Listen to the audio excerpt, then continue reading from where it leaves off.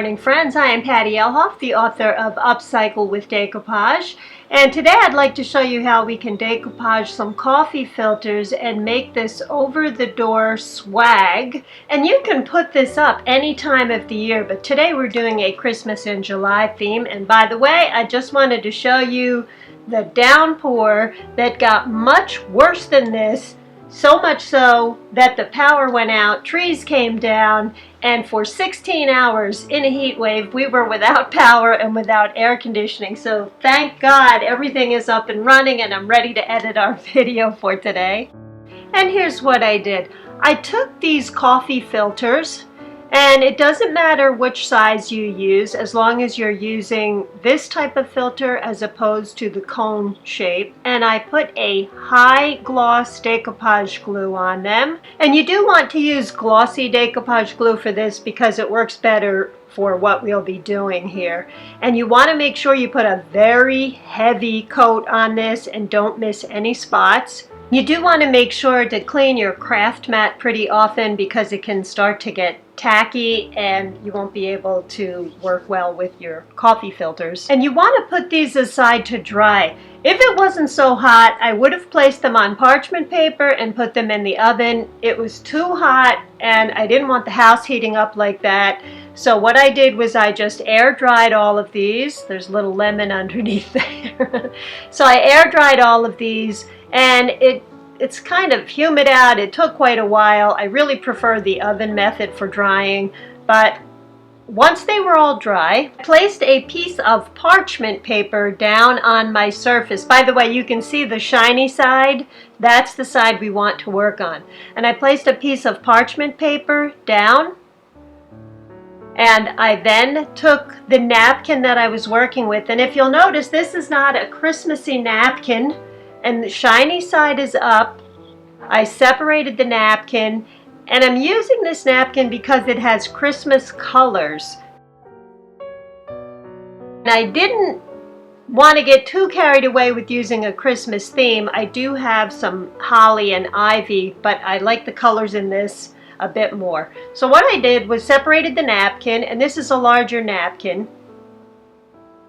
And you want the napkin face up, and you place it over the side of the coffee filter that you decoupaged, and then you're just going to iron it. And I have my iron on the highest temperature, and I also made sure that I put another piece of parchment paper over the top of this, and then I simply ironed this. Now I did this for all of my 28 pieces, and when I was done ironing, what I did was took one of these paintbrush blenders.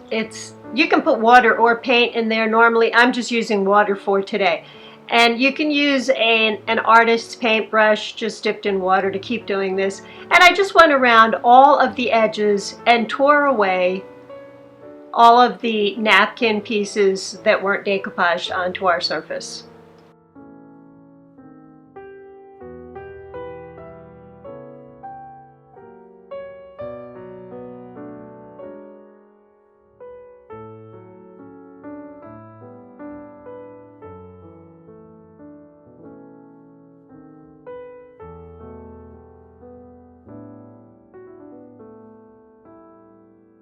When you're all done and you flip this over, this is what your coffee filter surface looks like.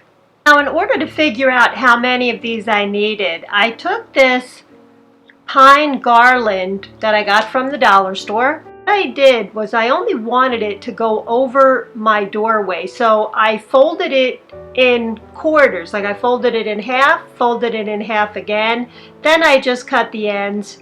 And on the top, I used this gardening wire that you get from the hardware store, and I tied it at the top. And then I braided it, just like you would braid someone's hair. I did find that it was much easier if I hung this up higher and braided it down, and then I tied the ends. And I knew that I was going to want to put 7 of these coffee filter flowers on the left side and 7 on the right, But because we are doubling up the coffee filters, that meant I needed 14 on each side. So I decoupaged 28 coffee filters. Now when they're dry, what you want to do is fold a crease down one side, fold it over and fold a crease down the other side. And the reason for this is because you want to make sure you're bunching these flowers up from the center. It's really easy to go off center and then it can mess up your flowers. So I'm keeping this face up, and you'll notice right in the center there is where you want to grab the flowers.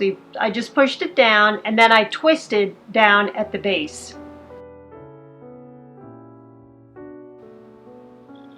Now I'm taking the second filter, and again, face up. You want your decoupaged images facing outwards.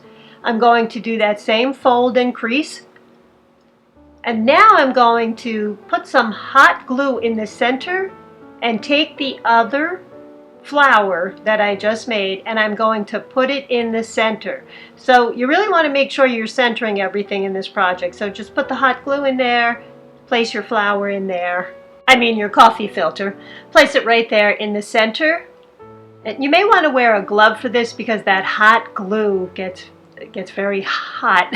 It can burn you. And then just make the flower a little bit more full. Once I completed all 28 flowers, I took the spray adhesive and I tried to spray just the tips, or as much of the tips of these flowers as I could, and I dipped them in some very chunky glitter. It's actually called coarse glitter. And then I wanted to make a bow, so I went back to the wreath and I took 3 different pieces of very sheer ribbon and I tied them together at the end. Now I made a knot here, but first I made a loop. So I kept my fingers through there as I tied the knot, and you can see there's a little bit of a loop here. Then I took the bow and I just pulled this apart to give it a little bit more fullness.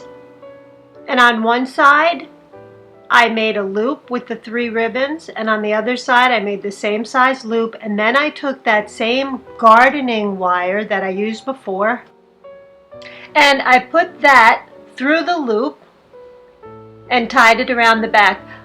We have PSE&G trucks outside. There might be a lot of noise in the background. Sorry about that. It's the electric company. And then I just twisted this wire to keep that in place, and then I made 2 larger loops to go around the back of the other 2 loops, just a little bit larger than the first ones, and put that same wire through the loop again to keep this all in place.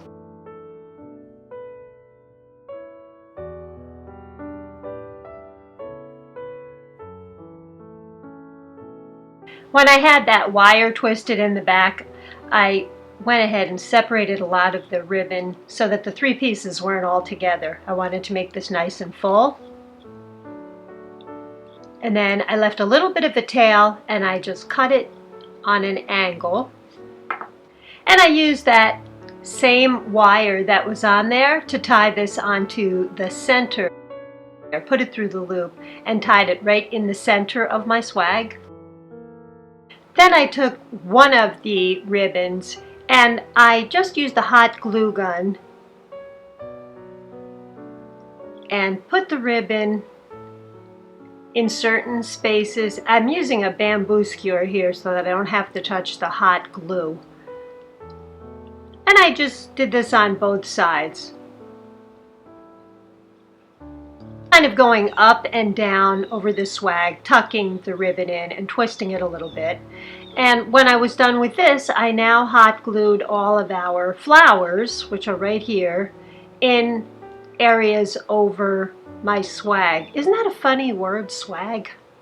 Anyway, I took the flowers, and it was a little hard to do this on camera because I have the camera right in front of me. So I hot glued one of them. So you can see I just put the hot glue all around the base, and I put it right in between where the main bow is and part of that ribbon. And you just want to place these around first to see where you want to hot glue them before you commit to any one space. And I just hot glued the rest of these flowers all throughout the swag. And when I was all done, I hung the swag up over the door in our foyer. And again, you don't have to make this with a Christmas theme. A swag can be hung year round. I just wanted to do a Christmas in July themed project.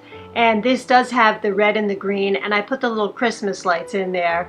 And I'm trying to move the light around so that you can see the glitter a little bit. But in the meantime, my friends, that is our project for this week that did not almost get done due to the storm and the blackout. And guess what? My camera stopped working. I'm actually taking it to a camera repair place tomorrow, and if they can't repair it, I may need to get a new camera. I don't know what's going to happen to my video next week, so hopefully I will see you guys next week with another video. In the meantime, Upcycle with Decoupage is also on Facebook. If you go over and like and follow the page, you'll be notified every week when I put a new video out. Thank you for subscribing. I really appreciate that. You'll notice I'm very behind with getting back to you guys, but I really appreciate all of your lovely comments and your questions. There's a page on Facebook called Mason Jar Madness and Decoupage. If you need answers faster than I can give you, you can head on over to that page, and there are lovely, lovely women over there. They can help you out. In the meantime, friends, I will see you hopefully next week with a new video. Thanks again. Bye-bye.